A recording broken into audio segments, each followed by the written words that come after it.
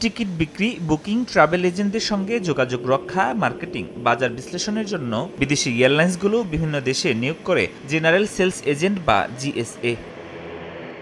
2017 সাল থেকে বাংলাদেশে ফ্লাইট পরিচালনার শর্ত হিসেবে সব বিদেশি এয়ারলাইন্সের জন্য স্থানীয় জিএসএ নিয়োগ বাধ্যতামূলক করা হয়। তবে সম্প্রতি এই বিধান সংশোধনের উদ্যোগ নিয়েছে সরকার।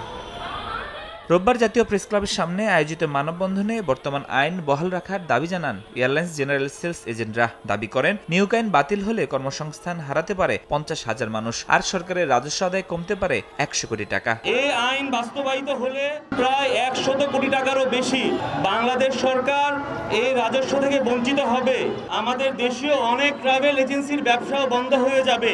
জিএসএ না থাকলে বৈদেশিক মুদ্রা অর্জনের সুযোগ হাতছাড়া হয়ে বিদেশি কোম্পানিগুলোর কাছে চলে যাবে। হুন্ডির মাধ্যমে অর্থ পাচার বন্ধ, বিদেশি এয়ারলাইন্সগুলোকে শৃঙ্খলায় আনা, স্থানীয় কর্মীদের কর্মসংস্থান রক্ষা ও এয়ারলাইন্সের গুণগত যাত্রীসেবা নিশ্চিতে বর্তমান আইন বহাল রাখা দরকার বলেও দাবি করেন জিএস এজেন্টরা।